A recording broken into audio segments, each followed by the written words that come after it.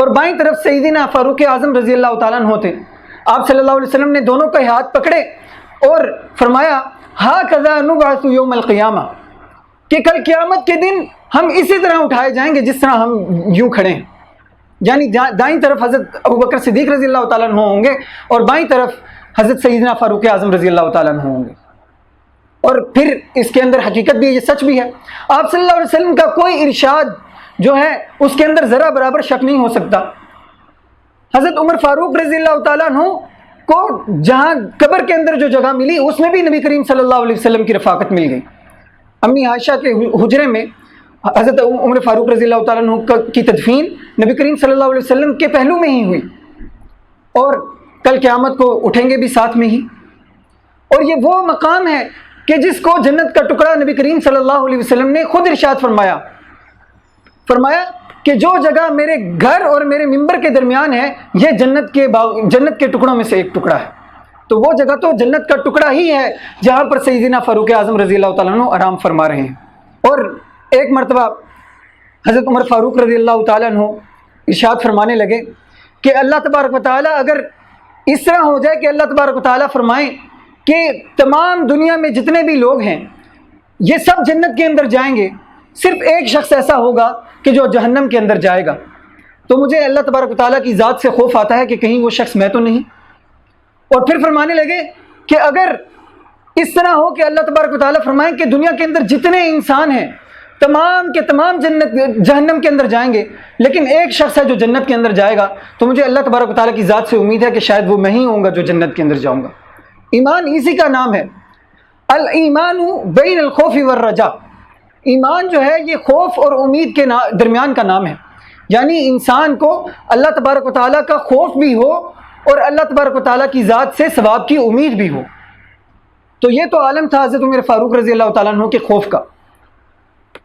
ایک مرتبہ فرمانے لگے، شعب الایمان کی یہ روایت ہے، حضرت عمر فاروق رضی اللہ تعالیٰ عنہ چلتے پھرتے یوں فرمایا کرتے تھے کہ کاش کہ میں کوئی دمبا ہوتا کہ جس کا مالک اس کو خوب کھلاتا پلاتا اور فربا کر دیتا، اور اس کے بعد جب اس کے گھر مہمان آتے تو وہ اس دمبے کو ذبح کر لیتا اور مہمان اس دمبے کو کھا لیتے، کہ تاکہ قیامت کے دن اللہ تبارک و تعالیٰ مجھ سے حساب نہ لیتے۔ اور پھر اللہ کے خوف کا عالم چیک کیجئے کہ جب حضرت عمر فاروق رضی اللہ تعالیٰ عنہ کی وفات کا وقت قریب تھا تو ان کے بیٹے حضرت عبداللہ بن عمر رضی اللہ تعالیٰ عنہ نے حضرت عمر رضی اللہ تعالیٰ عنہ کا سر اپنی گود میں رکھا، تو حضرت عمر رضی اللہ تعالیٰ عنہ نے کہا اے بیٹے میرا سر زمین پہ رکھ دو، اپنی گود میں نہ رکھو۔ سر زمین پہ رکھا حضرت عبداللہ بن عمر نے، تو حضرت عمر فاروق رضی اللہ تعالیٰ عنہ مٹی کے ساتھ اپنا سر ملنے لگے، اپنا منہ ملنے لگے، اور اللہ تبارک و تعالیٰ کی بارگاہ میں عرض کرنے لگے یا اللہ اگر تو نے عمر کو معاف نہ کیا تو پھر عمر ہلاک ہو جائے گا، برباد ہو جائے گا۔ یہ عالم تھا خوف خدا کا۔ اور تقویٰ کا عالم کیا تھا؟ حضرت عمر فاروق رضی اللہ تعالیٰ عنہ عدل و انصاف لوگوں کے درمیان اس طرح قائم کرتے تھے کہ جس کی مثال آج تک نہیں ملتی۔ ایک مرتبہ بازار کے اندر تشریف لے گئے اور بازار میں دیکھا کہ بہت بڑے بڑے اونٹ پھر رہے ہیں اور کوئی ان کو فروخت کرنے لگا ہے، تو حضرت عمر رضی اللہ تعالیٰ عنہ نے پوچھا کہ یہ اونٹ کس کے ہیں، کون فروخت کر رہا ہے؟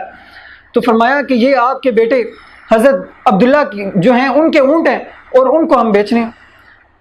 حضرت عمر رضی اللہ تعالیٰ عنہ نے فرمایا کہ جاؤ عبداللہ کو بلا کر لاؤ۔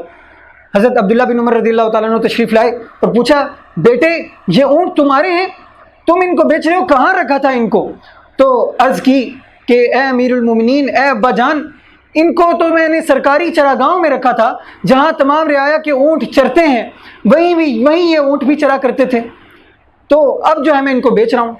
تو حضرت عمر فاروق رضی اللہ تعالیٰ عنہ نے فرمایا اے بیٹے وہ سرکاری چراگاہیں تو رعایا کے لیے ہیں کہ وہ اپنے اونٹ اس کے اندر چرائیں، تم نے اپنے اونٹ وہاں چرنے کے لیے چھوڑے، تو لوگ تو یہ سوچتے ہوں گے کہ امیر المومنین کا بیٹا ہے، اس کے اونٹوں کو جو ہے نا زیادہ کھلاؤ، اس کو پانی زیادہ پلاؤ، اس کے اونٹوں کی مالش زیادہ کرو، تو یہ اتنے زیادہ موٹے اور فربا ہو گئے۔ ان اونٹوں کو بیچو اور جو دام جس پر تم نے انہیں خریدا تھا وہ تم رکھ لو، اور جو اضافی قیمت آئے اس کو تم بیت المال کے اندر جمع کروا دو۔ عدل و انصاف کا یہ عالم تھا، احتیاط تھی۔ حالانکہ حضرت عبداللہ بن عمر ان اونٹوں سے نفع اٹھا سکتے تھے، جائز تھا، لیکن احتیاط بھی تو کوئی چیز ہے۔ آج کل ہمارے حکمران کیا عدل و انصاف کے لیے کوئی اقدامات اٹھاتے ہیں؟ نہیں، بلکہ ان کو تو کرپشن سے ہی فرصت نہیں ملتی۔ عدل و انصاف کا عالم چیک کیجئے اور تقوی کی ایک مثال یہ جو اب واقعہ آپ کو سنانے لگا ہوں اس سے ذرا دیکھیے کہ ایک مرتبہ حضرت عمر فاروق رضی اللہ تعالیٰ عنہ اور حضرت ابی بن کعب کے درمیان کوئی معاملہ پیش آ گیا.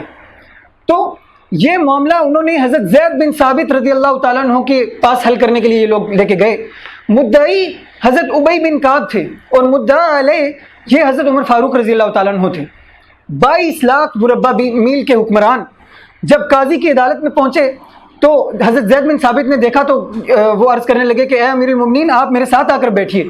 تو حضرت عمر فاروق رضی اللہ تعالیٰ نے فرمایا کہ نہیں، اس وقت ہم جو ہے نا دونوں مدعی اور مدعا علیہ ہیں، تو شریعت یہ کہتی ہے کہ وہ سامنے بیٹھے تو میں تمہارے سامنے ہی بیٹھوں گا، میں تمہارے ساتھ آ کر بیٹھنا میرا مناسب نہیں ہے. تو وہ سامنے بیٹھ گئے. اب چونکہ مدعی حضرت ابی بن کعب تھے ان کے پاس گواہ موجود نہیں تھے، تو اب قاعدہ اور قانون یہ ہے کہ البینۃ علی المدعی والیمین علی مدعا علیہ، کہ جو گواہ ہیں وہ مدعی کے ذمے ہیں اور قسم اٹھانا اگر گواہ نہ ہو تو پھر جو مدعا علیہ ہے اس کو قسم اٹھانی پڑتی ہے. حضرت زید بن ثابت نے ابی بن کعب رضی اللہ تعالیٰ عنہ کو مخاطب کر کے کہا کہ ابی بن کعب امیر المومنین کو قسم کی زحمت نہ دو، قسم نہ اٹھانے دو. تو حضرت عمر فاروق رضی اللہ تعالیٰ نے فرمایا کہ دیکھو میں شریعت کے قاعدے اور قانون کے مطابق عمل کروں گا، میں قسم اٹھاؤں گا. حضرت عمر فاروق رضی اللہ تعالیٰ نے قسم اٹھائی اور فیصلہ حضرت عمر فاروق رضی اللہ تعالیٰ کے حق میں ہو گیا. جب جانے لگے تو ایک تاریخی جملہ حضرت عمر فاروق رضی اللہ تعالیٰ نے ارشاد فرمایا اے زید، تم اس وقت تک منصف قاضی نہیں بن سکتے جب تک تمہاری نظر میں عمر اور عام آدمی برابر نہ ہو.